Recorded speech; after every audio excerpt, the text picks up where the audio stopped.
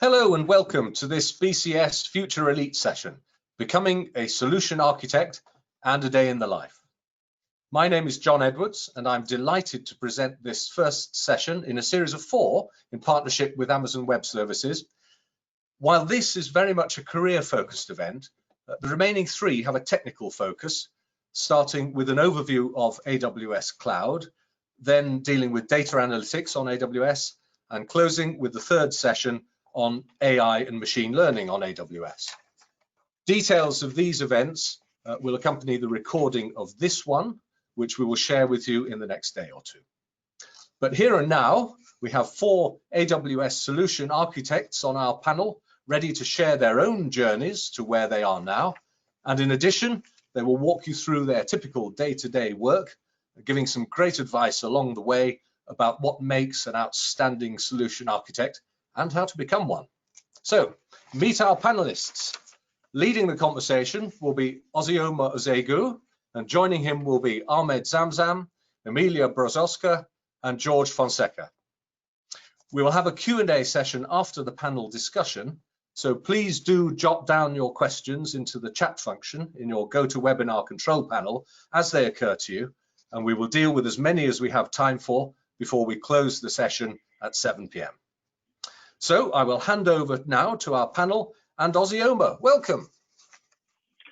Thank you, John, and good evening, everyone. I think we'll kick off with introduction. So I will be your host for this session. So I will be kind of asking the questions to our wonderful panelists, and we intend to cover quite a lot of areas today, looking at the journey to becoming a solution architect, what the role involves in terms of becoming a solution architect, and what the day looks like in the job as well, and then finishing up to what is really required if you're thinking about becoming a solution architect, what you need to be thinking about.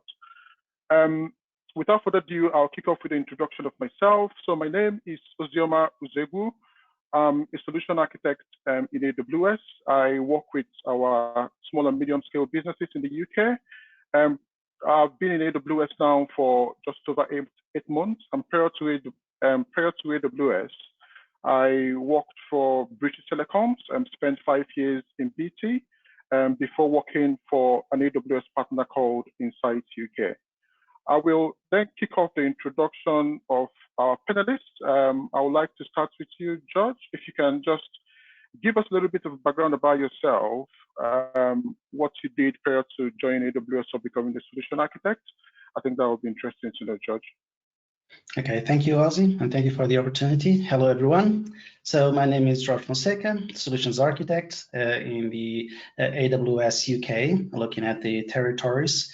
In terms of the experience within AWS, between 1 year and 2 years, but within the industry, within the IT industry, 18 years through a number of roles and quite an interesting journey that we'll sure have an opportunity to explore.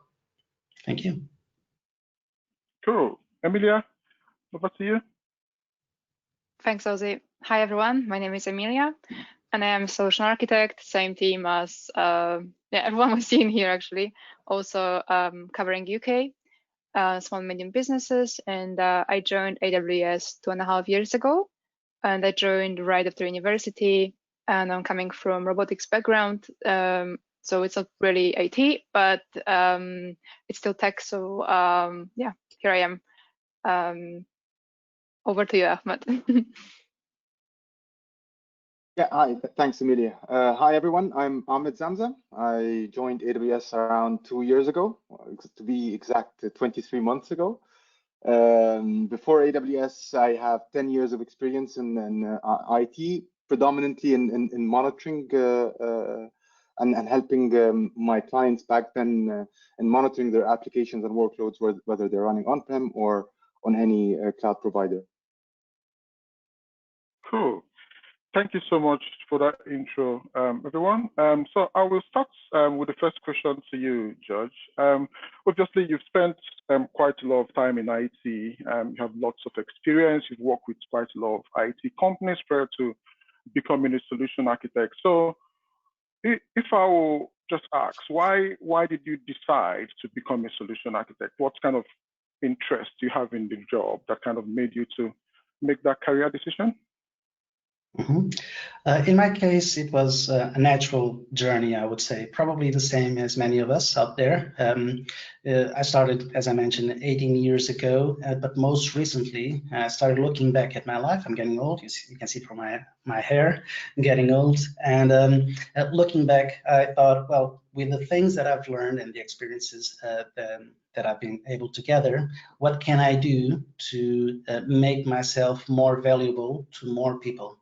And by being a solution architect, you jump from a small domain of being a developer, which is my case, into being able to design things before building them, and then design things for someone else. And then you find yourself, like in my case, you find yourself helping a large community of companies being able to achieve their goals. So that was quite interesting for me. Oh, that's quite amazing. And I guess, I mean, to you, Emilia, looking in your own case is a little bit different. George have kind of had lots of experience before joining AWS, and he just joined out of school. And that's quite interesting and amazing. I'm sure people would like to know what sort of skills do you feel that kind of helped you, maybe things you did in school that kind of helped you to kind of form your journey to becoming a solution architect? Well, thanks, Ozzy. So to be honest, when I joined right after university, I would say the main skill, not skill, like ability, is just being eager to learn and basically explore and try new things and be able to catch up with the latest tech. Of course, some IT background, very useful, and I also did. I had like 1 year backend developer experience. That was probably useful as well. But I wouldn't say anything more than just being technologist, loving tech, being passionate about it, and then being able to learn quickly and pick up new challenges. Thanks for that, Emilia. And Ahmed, I mean, what would you have to add to that? I mean, if you look at your own pathway and your journey, just talk us a little bit through about that journey and how you kind of ended up becoming a solution architect. Yeah, of course. So for me, I was similar to George. I was mainly focused on a specific domain, and this domain was monitoring, and it was very technical, specific technical technologies that I was helping customers to monitor those technologies.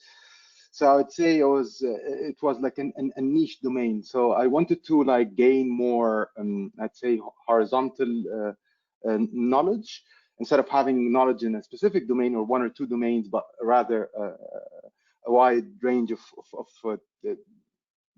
domains. So this is one thing, and another thing is the ability to understand like not only the technology, but also like business side of things. And understanding business requirements, and then mapping those business requirements into technical capabilities, and then using those technical capabilities to implement business objectives. And this is the main reason why I wanted to become a solution architect. And to do this, I had to, one, learn how to understand challenges, how to ask questions and know what should I know to make an informed decision. And obviously, as Emilia mentioned, learn. We should always learn. Like it's an industry that has new innovations every single day, and the ability to learn is something that is very, very important.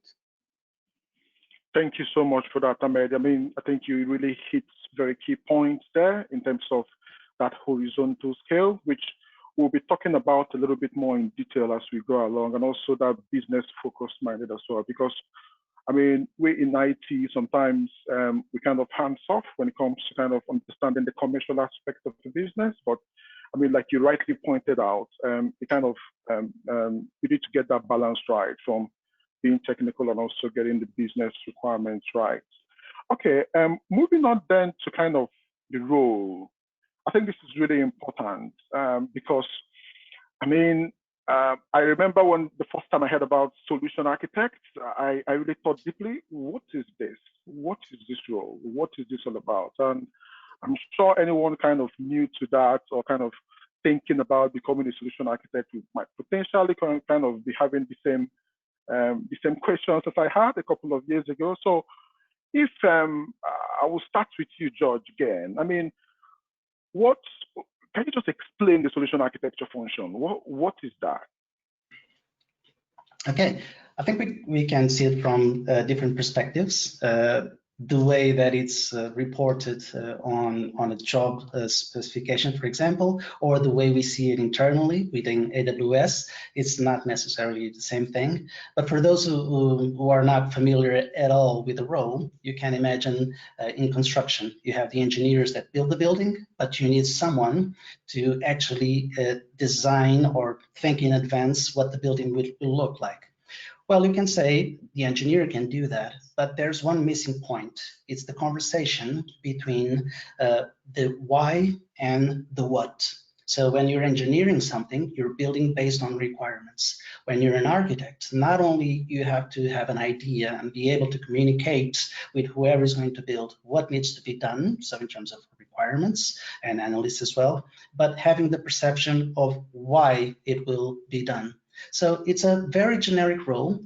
You will need to understand the technical concepts. You will need also to bring the message, convey the message properly so that everyone understands, like drawing the sketches for the engineers within normal architecture, but also understand and be able to speak with the stakeholders that could be business stakeholders and get everyone to have this conversation and unique view. But for sure, my colleagues will also be able to detail more of the specific things, the formal things, Ahmed and Emilia. Yeah, Ahmed, do you want to kind of give your perspective to that as well? Yeah. So I like your example, George, by comparing it to like a construction project. It is definitely very similar to this, and I fully agree with this. But one thing I want to add is that there are different types of solution architects. There are some solution architects that are focused on specific verticals, and they have like really good industry knowledge in this vertical. Like you might have construction solution architects. So these solution architects understand really well the construction industry and how what are the different technologies that help in this industry, and what are the different tools that are used in this industry. So this is one type of solution architects, and again, they help. For this example, they help construction firms in designing and implementing specific software related to the construction industry. This is an example. Another example would be domain-specific solution architects. And this could be, for example, a solution architect that specializes in a specific domain, like machine learning, for example.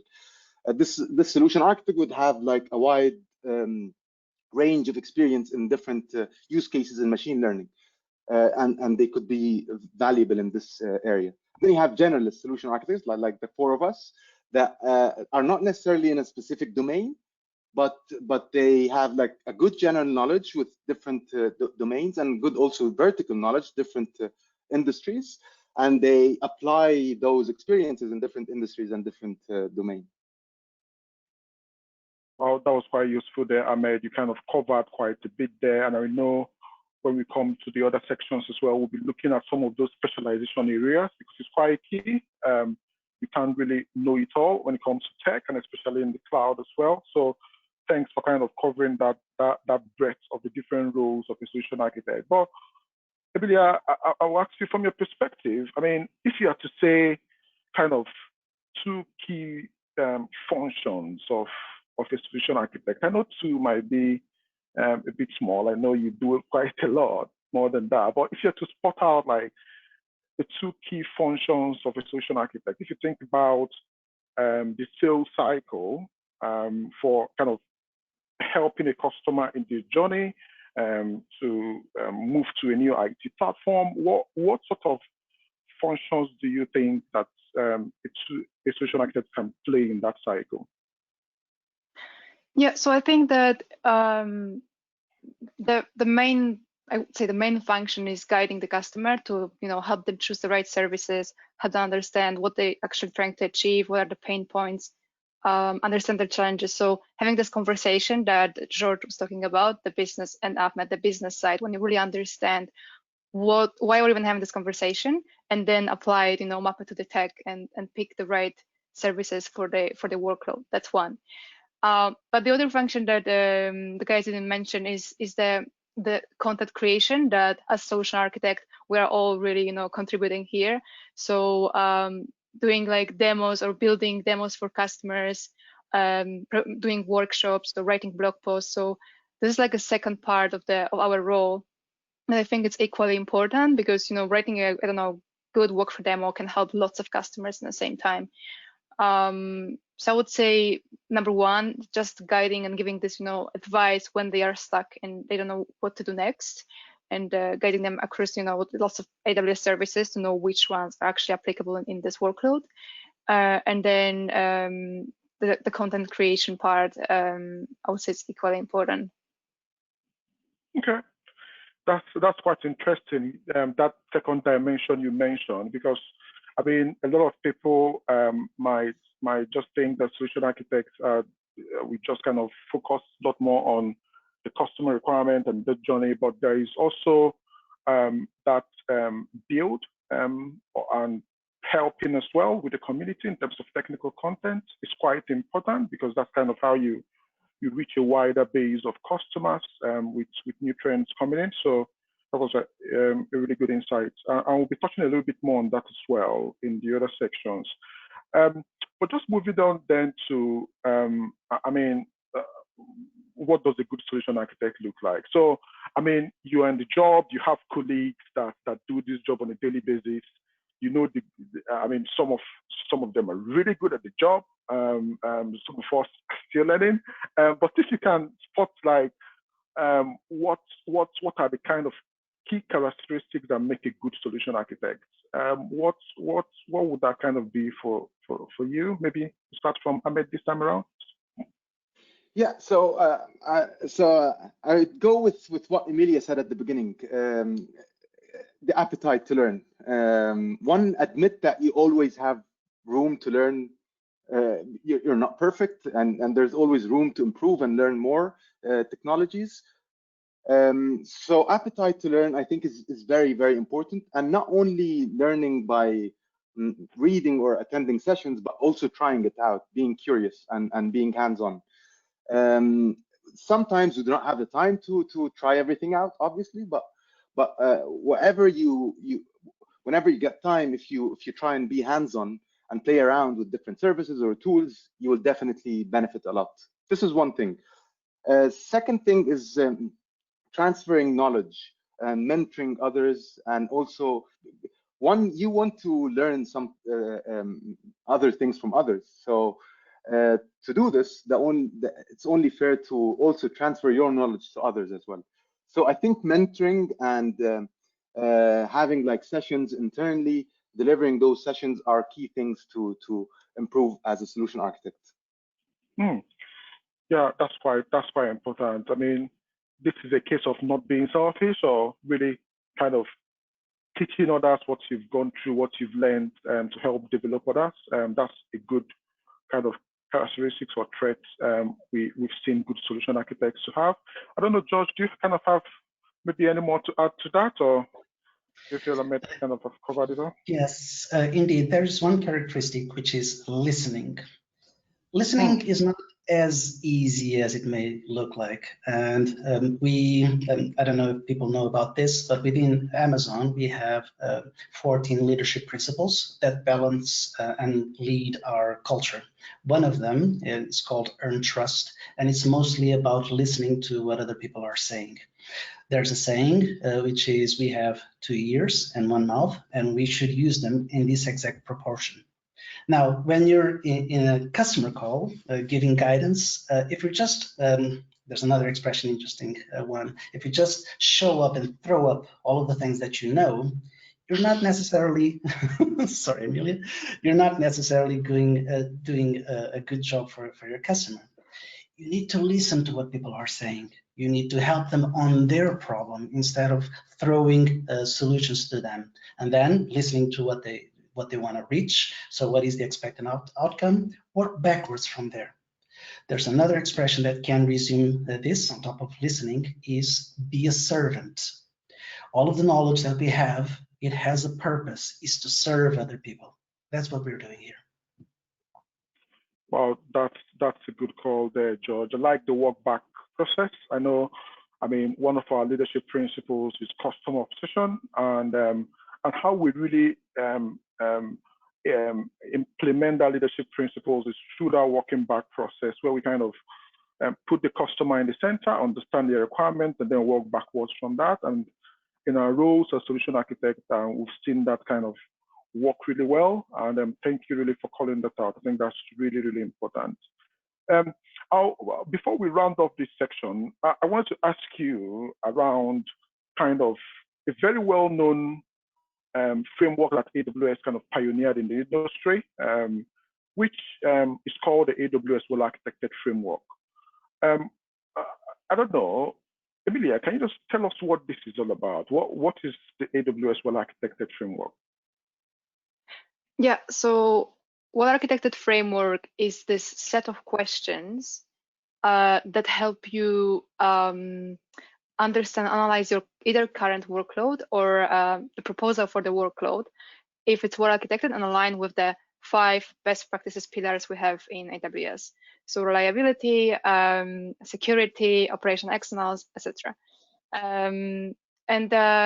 This is something that we really encourage our customers to do every 6 months, or when you start, to build the app and design the app to run for this well-architected tool, as really allows you to cover all the things maybe you missed when you were designing the workload, to make sure it's following those best practices. So basically, it's like this set of rules and the guidance how to get the best design in the cloud. We can support. Wow. Yeah, that's quite interesting, because if you could imagine, lots of customers are in different stages of their cloud adoption. Some are just still new, some are kind of mature.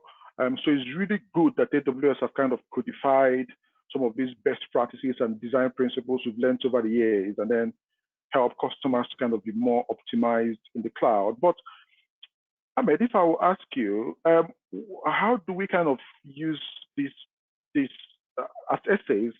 How do we use this to engage with customers? How do we help customers with the framework, or how do you use that framework? Yeah. Yeah. So there are a couple of ways to. So there is a mechanism to help the customers use the well-architected framework, and this mechanism is called a well-architected review. So there are a couple of ways in how a customer can conduct a well-architected review. First one is that they can do it self-serve, but then we assist them in those questions across the different pillars, and what should be the what's the main intention of the question, why the question is there in the first place. And sometimes the customer takes this as they are being assessed. So we try to make sure that this is not an assessment, it's a way to just to make sure that we spot any maybe potential red flags and remediate those red flags. So this is one way. Another way is that we conduct the well-architected review with them or for them, or where we work with a partner to conduct this well-architected review. And then once the well-architected review is finished, there is a report that is produced with the different things that this customer can work on. And then we work with the customer closely and maybe have regular cadence with the customer to make sure that those items are mitigated or worked on. Wow, that's quite enlightening there, Ahmed. And just for everyone in the audience as well, I mean, AWS have a set of articles and white papers that have been written extensively around well-architected framework. As solution architects, we are kind of expected to kind of know that in and out in terms of what those best practices are, and be able to recommend that to customers as we engage. That's one of the key functions of a solution architect in the business, and it's what also checking out is all out there in the AWS website. Okay, Moving on then to what does a day in the life look like? We want to know what you do on a daily basis when you turn up to work and put in your laptop. What I know, Ahmed, you've talked about different use cases, different verticals, different industry. I will maybe start from George for this one.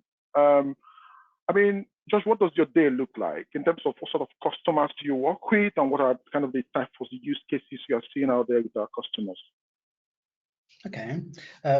First, let me tell you that we measure years in dog years. So 1 year for us is kind of equivalent to 7. So what a day might have a different perspective or perception for different people. Well, in my specific case, the day is quite busy. We work at AWS as small startups within a gigantic organization with many resources. We have our role, and we have other a percentage of our time that we can do specific things out of the main role that we have, give us some liberty. Within my specific role, which is kind of similar to all of us here, my colleagues, the day is about understanding what customers are requesting our help. So imagine the role of a doctor, which has customers to attend to, and we have this conversation, understanding where the customers are, what they want to do, and how we can help them, giving them some prescription or some guidance. Now, the preparation for these kind of engagements is quite broad, or can be quite broad as well. So this means that we spend a considerable part of our time preparing for these conversations. When we go to a conversation with the customer, we have analyzed the company. We have previously analyzed all communications that have happened before that. We have analyzed the customer as a history within our own CRM, and we have prepared technically. We have studied and thought about the potential solutions that could help them. If everyone out there is thinking that AWS solutions architects know everything from the tip of the tongue, sorry, my English, that's not exactly true. We actually work a lot to each of the conversations when we spend considerable time preparing for those conversations, and then to follow up those conversations. Well, that's quite a lot. And from my experience, that upfront preparation, like you mentioned, is quite key. So it's similar to what you do as a business analyst, for example, really delving deep about the customer to kind of get some background in terms of what they're doing, where they are, what's happening in that particular industry, so that you can have an informed decision while you kind of jump on the call or in a session with the customer. Quite important. And there are various ways we have these conversations with customers. I don't know, Ahmed, you kind of want to kind of explain kind of some of these ways we kind of engage with customers in terms of helping them either deep dive on a particular subject area or to kind of have that first introductory to AWS? Yeah, of course. So there are different ways in which we engage with customers. The first way is that we have direct interaction with the customer, and this could be like some sort of a call, and where we, as George said, listen carefully to the requirements and try to address those requirements. And also, as George said, usually this comes with a lot of prep. When we go into a customer call, we want to make sure that we do not waste the customer's time, and we also do not want to waste our time. So we try to prepare as much as possible and try to know as much information as possible before entering a call with the customer. And then we try to ask those questions to reach to an informed decision that we can give to the customer. This is one way. Another way, it could be some sort of enablement to the customer, and this could be like a workshop that we run with the customer on a specific domain, or it could be a full day, like training day on a specific domain, or even like a hackathon to help them implement a specific use case that they have in their mind. And some other cases, it could be a deep dive into a specific topic that we're not maybe comfortable with. So we bring in other resources to help as well with those customer conversations. Yeah, I think that's a good point you've made there, because I think, Emilia, I would like you to touch upon this in terms of when you're doing your function or a day in the job. I mean, I know you're not expected to know everything, isn't it? Because I mean, the platform is growing on a daily basis. We're launching new services on a yearly basis. What sort of ways do you see solution architects kind of putting together to help customers kind of deliver business requirements? Yeah, so yeah, totally agree. As we introduced ourselves, we said we're general SAs, which means we're covering lots of services. So it's quite hard to be an expert in each of the area of the tech. So one of the big things to learn for me when I joined was to learn to say I don't know, and that's fine. And I really understand that customers appreciated that. I'm honest. I'm saying I don't know that, but I'm gonna find out. So that's, I would say, quite a big part of the role as well. To give the best information possible, and if you don't know something, it's fine. Better come back with the answer later and be very precise in it. So the mechanism we have, so one of them is saying I don't know, and just coming back to the customer with the research we did behind the scenes and give them the answer. If they really need, a really deep dive conversation about one particular service or, complicated situation, one area of tech, we have specialist SAs. That's what Ahmed was introducing before. So solution architects who are focusing only on the area, for example, only on containers, and then we can, use them, ask them for help, and they will be happily joining the call with us and supporting the customer. But also, as Ahmed mentioned before, the solution architects for industry. So often there is a call when there's lots of different services included, from IoT to ML, through analytics, and it's really I don't know, like really deep in industry conversation. Then we have this industry architects that can come and help as well. I don't know if I missed something. George, maybe you can add something here. Yeah, I think you've covered. Sorry, George, do you want to go? Yes, I just wanted to mention one thing. When AWS started a few years ago, over a decade now, the number of services was small, and for the initial years it was small. It grew into a size that is practically impossible, if not impossible, for one solutions architect to know everything. So it's quite important for us to understand that we are in an ecosystem, and being able to coordinate between teams and get the necessary people to help in a certain issue, this is fundamental, this is part of our day, and we have to be open for it. So that part that I was mentioning a while ago, that we take some time to do something else, that something else is focused on certain domain, like Ahmed was mentioning, and we will become experts in one or two or three domains, and we'll start crossing with other teams and helping other people. So all of us are bit of generalist, but focusing on some core services, but also specialize in certain domains so that we can scale and continue to bring new services to the market.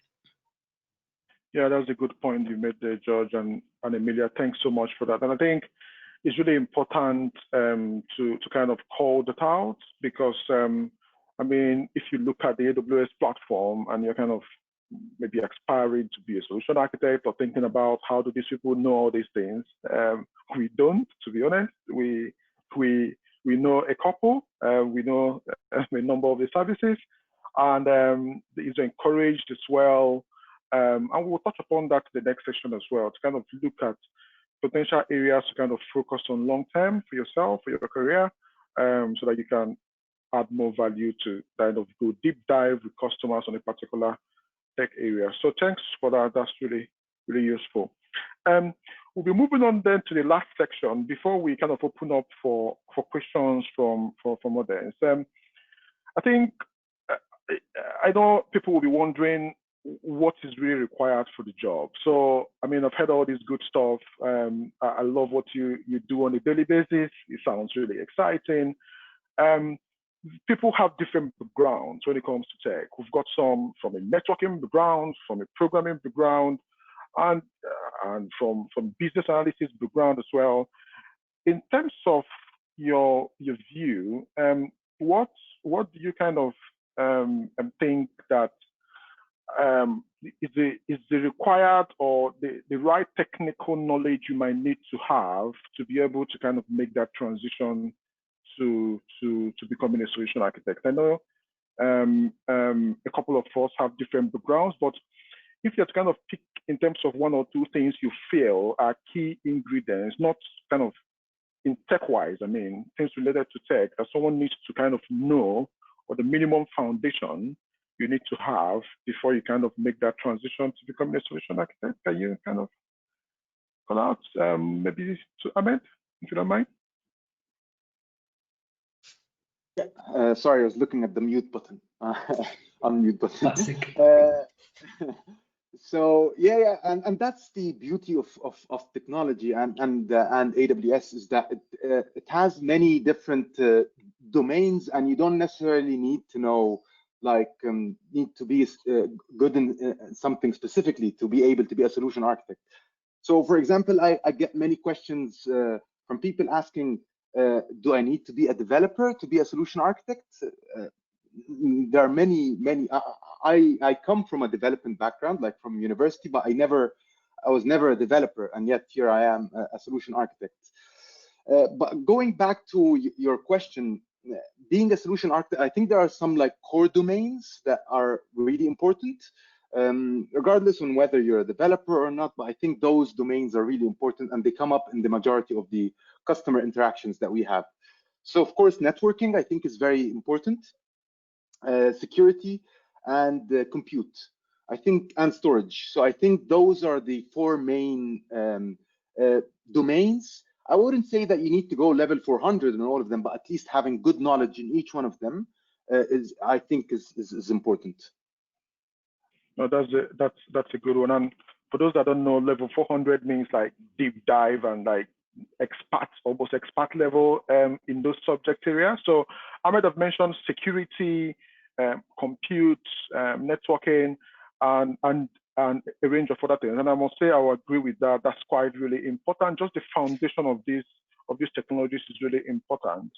But I know in terms of specialization as well, like all of us here are generally solution architects, and obviously with the trend and a lot of kind of technology kind of coming out, and we need to kind of be on board.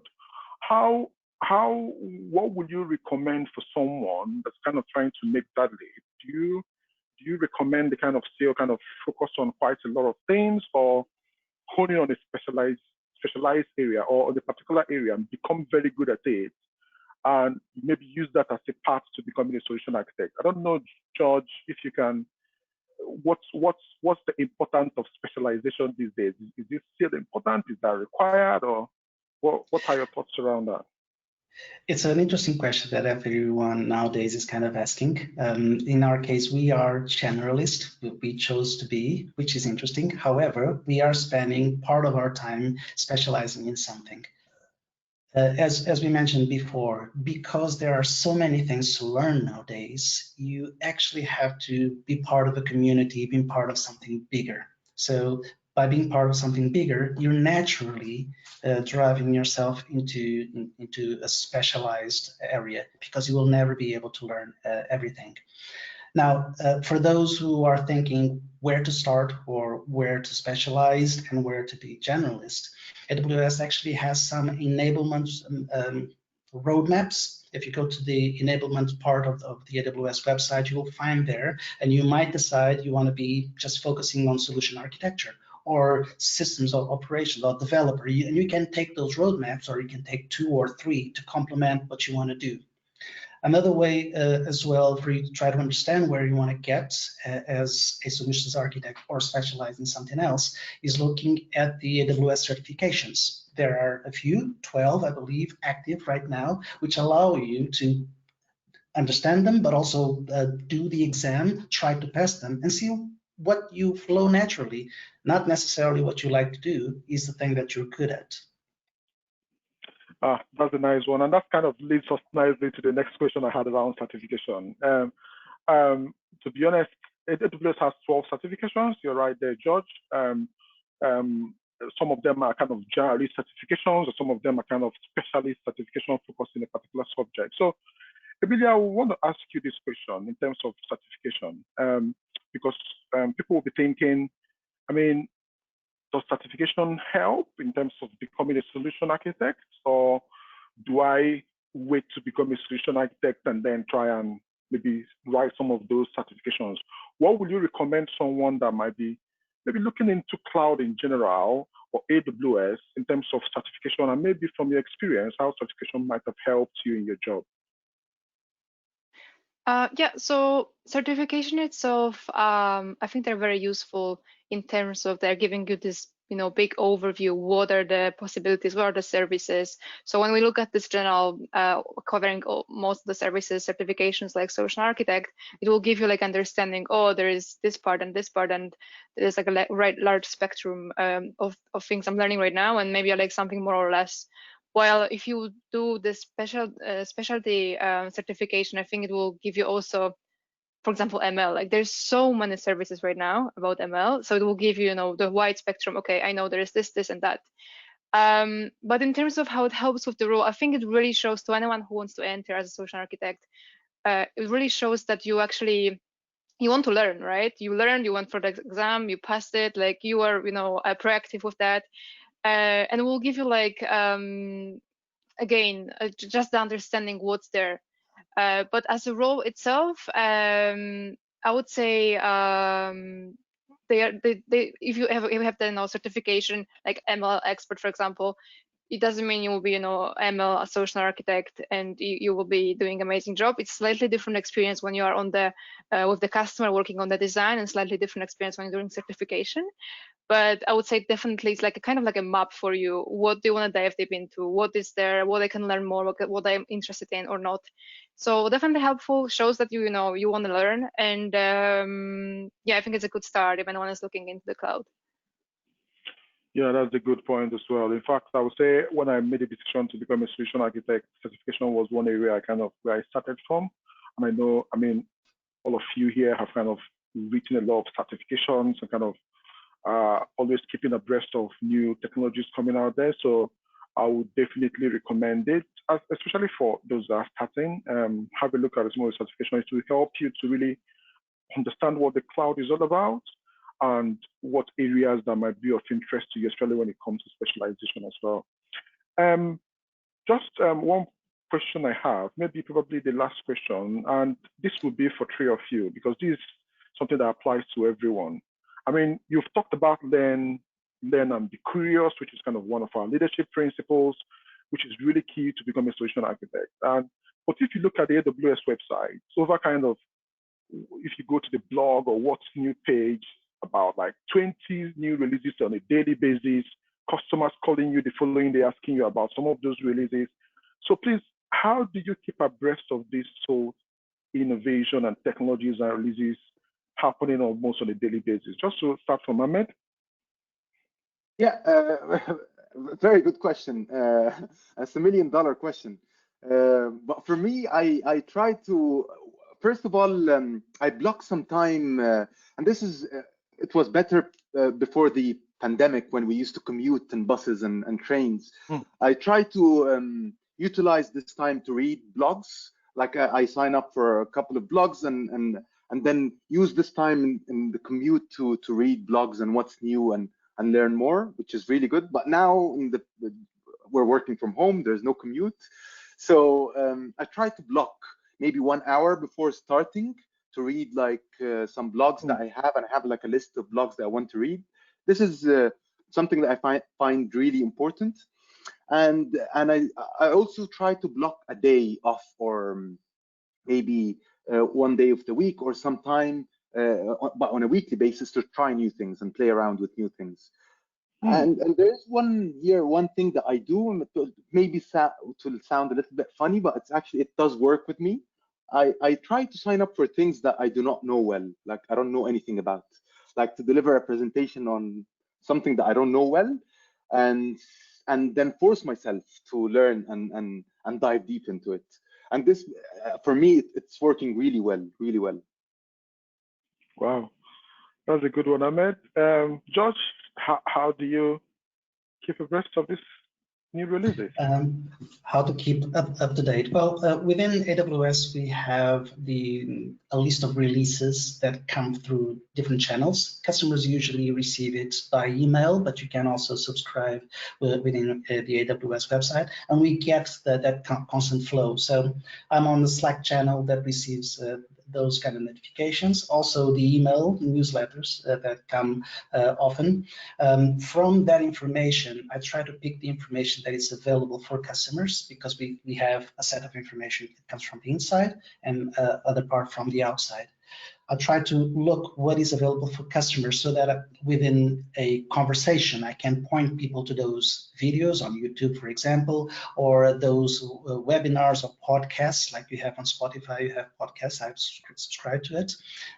Actually, I have a subscription on podcast on Spotify. I also have within YouTube, I subscribe the AWS channels. I subscribe a set of newsletters, and probably the most important, I try to be reactive. Reactive meaning looking at the meetings that we have, what customers are asking us, and focus on that. So what do I need to do next week? What conversations I have to have, and prepare within those conversations. So if you have to decide amongst many services and features, at least you will focus on what actually people need from you, and you will know how to answer those questions within those conversations.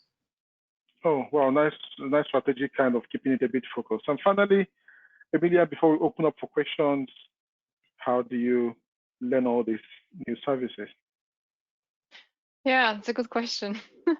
I mean, Ahmed and George already covered, I think, one thing I'm doing is blocking half an hour every morning to go for the launch announcements on the AWS blog. And yeah, that's all. But I can honestly say that I don't know a single essay that didn't have a situation when customer knew about some feature or something that we didn't know it was released because it was released yesterday. So that happens as well, and that's something, yeah, we have to accept. Like, it's really hard to keep track. But yeah, I would totally support what Ahmed said. Having time to build something, you know, and also what George is doing about keeping track of what we discussed with the customers. Maybe they wanted some feature some time ago, and now we see it. Oh, it's launched, and yeah, it's really good to ping them. Hey guys, have a look on that. It's just been launched. So yeah, basically half an hour daily, trying to go for the blogs, and yeah, hopefully, you know, pray the customer won't know something I don't know on the next call. Nice one. Thanks for that. Thanks for that sincerity, Emilia. I think, John, we're going to open up for questions now. Any questions come through? Fantastic. Thank you very much for that. Yes, we've got a good stock of questions. I'm going to focus on the more career-based questions than the more technically focused ones, because we won't have time to deal with them all. But there's a nice start of a 10. You've been talking about certifications. Abdul asks, what certifications did you specifically have before you applied for your current roles? Do you want me to go? Yeah. I can take this. Okay, so go on, Ahmed. Yeah, so I had two certifications, the SysOps and the SA Associate, as with other certifications not related to AWS. However, one thing I think already Emilia and George mentioned that is that certification is not mandatory, but it's a way to streamline our learning and make sure that we're on the right track, and also validate that we are learning the right stuff. But for me, I had two certifications, SysOps and SA Associate. Ozzy, what about you? Yeah, for me, I think I tried to kind of get a very good overview of AWS before kind of joining. So certifications like the what you call the associate certification. So we've got 3 of them. In fact, just go back a bit, even before the associate, we've got the cloud practitioner that was released a couple of years ago now. Or the associate, the solution architect associate, that's kind of a good introduction into what the solution architecture function can, not really the technologies you have to kind of know as a general solution architect. And they've got the developer associates and also the CSOPs admin, the one I made mention. So those were kind of the three key certs I would say you need to look at. But again, some people don't even have any certs prior to joining AWS. So it's not a must, like George, yeah? George, Emilia, okay. So yeah, it's not compulsory, but yeah, it's nice if you can. Yeah. Well, I guess that answers the question in its entirety then. Okay, thank you for that. Michael asks, is a software or a DevOps background more suitable to becoming an AWS solutions architect? George. I guess that probably relates to the previous conversation or question on the certification. The question can be replaced with, does my background fits the role? Well, let me tell you one thing. I didn't have any certifications when I got in. I previously had a startup and I bankrupted it. And then I actually managed to sell it and get some profit of it. And then further ahead, I had another startup and I bankrupted that one as well. And 4 months after I bankrupted the second one, I got hired by Amazon. So what does it mean? My recommendation is look at what you're good at, and certifications are to prove what you already know, or certifications will help you guide in a path that you're looking for. Your background can be a background of a developer or DevOps, or can be an entrepreneur, or can be so many other things. It's so complex, this environment. Look at yourself and what you're good at and what are your strengths, not necessarily what you're missing, but what you're already good at, and see how you can even make it even better. So shine with that special thing that you have, not necessarily by copying others. Thank you, George, for that. Now, we have another question here that you might enjoy. How would you define the difference between a technical architect, an enterprise architect, and a solution architect, also any other type of IT-related architect? Amelia. Well, technical architect, we don't really have such a role, so I can't say it, but enterprise architect versus general solution architect in SMBs, just the difference is you have different type of customers. So as enterprise, say you would be, covering enterprise customers, but the role in its core is very similar. Maybe I would say the enterprise role is involve more business conversations because of the probably slower pace of I don't know how the workload goes, how they implement stuff. There's more processes involved, so I would say a little bit more business skills maybe needed. But from the architecture perspective in its core, I would say it's very similar. Allow me to add that the definition may vary depending on where you're looking at. Within certain industries, the enterprise architect is not necessarily an architect in terms of how to build systems. It's more about how to coordinate business owners that own certain systems and how they interact with each other. It might necessarily just have a few shadows of technology, while a technical architect within other environments is someone that does not care so much about understanding the business, but just the requirements from the business analysts. So it's someone that translates requirements from analysts into a blueprint for the developers. It really depends. Emilia was mentioning how we see things from within AWS, and it's very similar. It really depends on who we're talking to, but from outside AWS, it does mean different things. So it depends on the question. It touches on another question that Ash has sent in. Do you find it difficult to obtain the business requirements from non-technical people, and how do you overcome it? Ozzy, what do you think of that? Yeah, that's fine. I think that's why one of the skills we mentioned is around listening. It's very, very important. Listening, and I'll even add patience as well to that as well. There'll be some scenarios where it's kind of very difficult to kind of understand what really the customer kind of wants and what good looks like. And I think that exercise of kind of being a bit patient and being a bit listening in and potentially pulling in the wider business stakeholders, not just the business team, but also the technical team, to kind of understand a little bit more what are the use cases, what good looks like, because we really want to always understand what does good look like, almost like what would you say to the public if this solution launches today? And then we can walk back from that to say, how can we kind of translate that to meaningful technical changes you need to do either in your business or to your business processes or tools you need to deploy that will help you to achieve that in the cloud. So I would say it can be a bit difficult sometimes, but it will require you listening and patience and try as much as you can to walk backwards from the customer.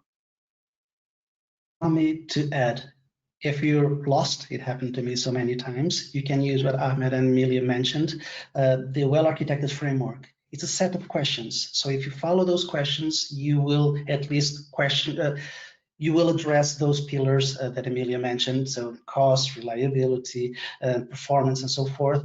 Those questions were defined by a large set of people within AWS that have done so many implementations and migrations. They address the right things. Just follow it. Here's a potentially controversial take on that. Hassan comments that a well-architected tool will do this for you. How does a solution architect do it differently? And another questioner asks, how religiously do you have to follow the well-architected process? Ahmed. Yeah, so the well-architected tool was launched so before launching the well-architected tool, it used to be solution architects who were doing the well-architected reviews or partners for AWS that were doing those reviews. But then to scale out this and enable customers to do it themselves, we launched this well-architected tool. So it's exactly the same set of questions. You don't need to have a solution architect. But sometimes solution architect is there to help the customers navigate those questions and understand the purpose of those questions. And then the answers, I do believe that they do not apply to all of the use cases. And that's why there is an option to say it does not apply to my use case. And we do advise that they should be as close to the reality as possible. And as I mentioned before, it's not an assessment. It's not saying that you're doing it right, you're doing it wrong. It's a good opportunity to spot like potential red flags that we could remediate in the future. Thank you for that. We are coming to the end of the session, and we are not going to cover all the questions that we've got. So I apologize to those whose questions we haven't reached, but time doesn't allow. Thank you to all our panelists for sharing this fascinating information about what you do. There's a great deal for us all to take away from this discussion. We will share the recording in a day or so, and we'll include various links that you've mentioned to some resources that we hope you will find helpful. In the meantime, when you close your browser, there will be a survey asking how we did and for your comments about this session. Do please give us your thoughts. If you're in a rush, this survey will also follow in an email in an hour's time. I hope you've enjoyed this session. Please look out for our next 3 technical events with AWS. The details of those will follow with the recording. Thank you to our panelists, Ozioma, Ahmed, Amelia, and George. Thank you for attending, and goodbye. Thank you. Bye-bye.